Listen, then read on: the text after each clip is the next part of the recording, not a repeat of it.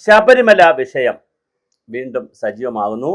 UDF government കഴിഞ്ഞ പ്രാവശ്യം, അതായത് ഭരണത്തിലില്ലാതിരുന്ന പ്രതിപക്ഷ സമയത്ത് വലിയ സമരം നടത്തുകയും അധികാരത്തിൽ വന്നാൽ സമഗ്രമായി അന്വേഷണം നടത്തുമെന്ന് പറഞ്ഞിരുന്നു. അന്ന് സമരം ചെയ്യുമ്പോൾ തന്നെ ഒരു ഡിമാൻഡ് ഇവിടെ വെച്ചിരുന്നു, ഇത് CBI അന്വേഷിക്കണം, കാരണം SIT അത്ര പോരാ, CBI അന്വേഷിക്കണമെന്ന്. എന്തായാലും ഇപ്പോൾ ഭരണമുന്നണി UDF അധികാരത്തിൽ വന്നു, വലിയ ഭൂരിപക്ഷത്തിലാണ് വന്നിട്ടുള്ളത്. അപ്പോൾ അവർക്ക് ശക്തമായ തീരുമാനങ്ങൾ എടുക്കാം. 102 സീറ്റുണ്ട്.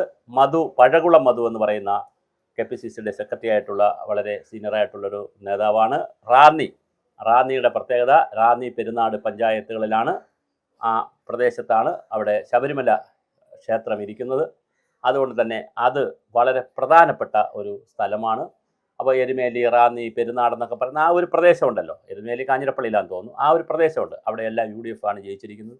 അപ്പോൾ അവർക്കൊരു ഉത്തരവാദിത്വമുണ്ട്. അതായത് ശബരിമല അയ്യപ്പനാണ് ഇപ്രാവശ്യത്തെ ശരിക്കുമുള്ള UDFൻ്റെ കാരണഭൂതൻ വിജയത്തിൻ്റെ. ഇപ്പം മാത്രമല്ല, നേരത്തെ പിന്നെ ഘോഷയാത്ര നടന്നപ്പോഴും, ആചാര സംരക്ഷണ ഘോഷയാത്രകൾ നടന്നപ്പോഴും, അപ്പോൾ നടന്ന തിരഞ്ഞെടുപ്പിൽ 19 സീറ്റാണ്, അതായത് ആലപ്പുഴ ആരിഫ് ഒഴിച്ചിട്ട് ബാക്കി 19, അത് ഷാനിമോൾ ഉസ്മാനുമായിട്ട് അവിടെ ഉണ്ടായിരുന്ന ചില ഗ്രൂപ്പ് തർക്കവും ബഹളവും കൊണ്ടാണ് അവർ തോറ്റുപോയത്. അല്ലെങ്കിൽ 20 സീറ്റും കിട്ടുമായിരുന്നു, പക്ഷേ 19 സീറ്റും കിട്ടി. ആ ഷാനിമോൾ ഉസ്മാൻ ഇപ്പോൾ ഡെപ്യൂട്ടി സ്പീക്കറുമാണ്. അതേസമയം രണ്ടാം തവണയും 19 സീറ്റ് UDFന് കിട്ടി. ഇപ്പോൾ 102 സീറ്റ് കിട്ടി. ഇത്രയും സീറ്റുകൾ കിട്ടുന്നതിനുള്ള ഒരു ഘടകം ശബരിമലയിലെ കൊള്ളയെക്കുറിച്ചുള്ള ആളുകളുടെ എതിർപ്പ് തന്നെയാണ്. ശബരിമല കൊള്ള ആളുകൾ ഇഷ്ടപ്പെടുന്നില്ല എന്നുള്ളത് തന്നെയാണ്. അതുകൊണ്ട് തന്നെ കൃത്യമായ ഒരു അന്വേഷണം ശബരിമലയുടെ പേരിൽ നടക്കേണ്ടതുണ്ട്. അത് CBI തന്നെ വരും എന്നാണ് ഞങ്ങൾ കേൾക്കുന്നതും. അങ്ങനെ CBI വരുന്നു എന്ന് തന്നെയാണ്. CBI അത് അന്വേഷിക്കണം. SITയുടെ അന്വേഷണം അതൊരു വഴിമുട്ടി നിൽക്കുകയാണ്. SIT റിപ്പോർട്ട് കൊടുത്തിട്ടില്ല. മാത്രമല്ല, SIT കണ്ടുപിടിച്ച ഈ തെറ്റ് ചെയ്തു എന്ന് പറയപ്പെടുന്നവരെല്ലാം, അത് ദേവസ്വം ബോർഡിൻ്റെ മുൻ പ്രസിഡന്റാണ് പത്മകുമാറും വാസുവും അടക്കമുള്ള എല്ലാ ആളുകളും ജയിലിൽ നിന്ന് പുറത്ത് വന്നുകൊണ്ടിരിക്കണം. ഇനിയിപ്പോൾ 1-2 പേരോ ഉള്ളെന്ന് തോന്നുന്നു, അത് കഴിഞ്ഞു തോന്നുന്നു. 90 ദിവസം കഴിയുമ്പോൾ നിയമത്തിൻ്റെ ഒരു നൂലുണ്ട്. നിയമത്തിൻ്റെ നൂല് മറ്റൊന്നുമല്ല, നമുക്ക് കൃത്യമായിട്ട് ചാടാൻ പറ്റും. എന്തെന്ന് വെച്ചാൽ എങ്ങനെ ചാടുമെന്ന് ചോദിച്ചാൽ, അതായത് നമ്മുടെ 90 ദിവസത്തിന് ഒരാളെ ജയിലിൽ പിടിച്ചിട്ടാൽ 90 ദിവസത്തിനകം കുറ്റപത്രം സമർപ്പിച്ചില്ലെങ്കിൽ അദ്ദേഹത്തിന് ജയിലിൽ നിന്ന് പുറത്ത് പോകാം. പണ്ട് 6 മാസമായിരുന്നു, അതിപ്പോൾ 3 മാസമാക്കിയിട്ടുണ്ട്. അതിൻ്റെ പഴുതിലൂടെ എല്ലാവരും പുറത്തിറങ്ങിയിട്ടുണ്ട്. അപ്പോൾ ഇനിയും ഇനി വിചാരണ നടത്തി അവരെ ശിക്ഷിച്ചാൽ മതി. അപ്പോൾ വിചാരണ നീണ്ടുപോയാൽ അതനുസരിച്ചാണ് ശിക്ഷയൊക്കെ എത്രയോ കാലമെടുക്കും നീണ്ടുപോകാൻ. എന്തായാലും പക്ഷേ SIT അത് വളരെ സീരിയസ് ആയിട്ട് എടുക്കണം വിഷയം. SITക്ക് അപ്പുറം, SIT റിപ്പോർട്ട് ഹൈക്കോടതി കൊടുക്കുമായിരിക്കും, പക്ഷേ SITക്ക് അപ്പുറം ഈ വിഷയത്തെ വളരെ ഗൗരവമായി സർക്കാർ കാണുകയും വേണം. അങ്ങനെ നോക്കുമ്പോൾ ഒരു CBI അന്വേഷണം വരാനുള്ള സാധ്യതയുണ്ട്.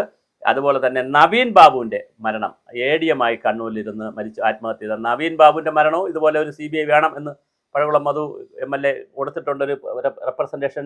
രമേശ് ചെന്നിത്തല ആഭ്യന്തരമന്ത്രിക്ക് കൊടുത്തിരിക്കുകയാണ്. അപ്പോൾ അതും ഇനി വരാൻ കിടക്കുന്നു. പിന്നെ വിഷ്ണു റോയിയുടെ മരണമുണ്ട്.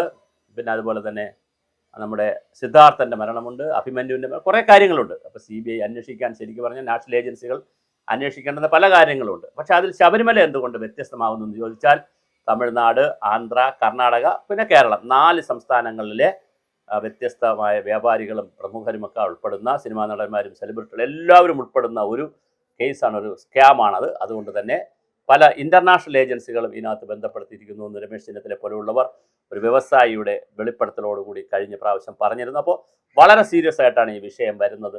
അത്രയും സീരിയസ് ആയി വരുന്ന വിഷയത്തെ നമുക്ക് കാണേണ്ടതുണ്ട്. എന്തായാലും ശബരിമല വിഷയം സീരിയസ് ആയിട്ടുള്ളൊരു വിഷയമാണ്. ഈ വിഷയത്തിൽ കൃത്യമായ ഒരു CBI അന്വേഷണം വരും എന്ന് തന്നെ നമുക്ക് കരുതാം. CBI അന്വേഷണത്തിനുള്ള എല്ലാ ചലനങ്ങളും അല്ലെങ്കിൽ എല്ലാ സ്മെല്ലും സർക്കാരിൽ കാണുന്നുണ്ട്. അങ്ങനെ CBI വരട്ടെ, അന്വേഷണം നടക്കട്ടെ, കൃത്യമായി തെറ്റ് ചെയ്തവർ ശിക്ഷിക്കപ്പെടട്ടെ.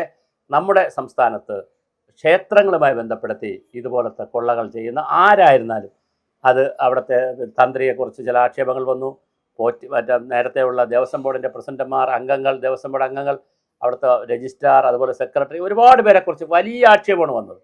ആ വലിയ ആക്ഷേപം എല്ലാം കൂടി നമുക്ക് എന്താണെന്ന് പരിശോധിക്കുകയും ശക്തമായ അന്വേഷണം നടക്കുകയും വേണം. അതുപോലെ തന്നെ ശബരിമല സംഗമം നടത്തി, അതിനും 8 കോടി രൂപ എന്ന് പറഞ്ഞ അവസരം 4 കോടി രൂപ കൊടുത്തോളൂ.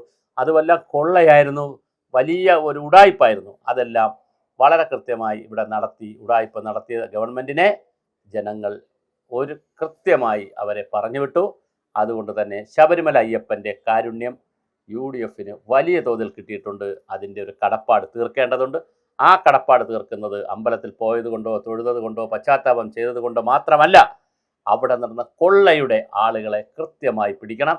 അത് സ്റ്റേറ്റ് ഗവൺമെൻറ്റിന് മാത്രം കഴിയുന്നൊരു കാര്യമല്ലാത്തതുകൊണ്ട് CBI ഏൽപ്പിക്കണം. CBI വരുമെന്ന് തന്നെ നമുക്ക് തീർച്ചയായിട്ടും കരുതാം.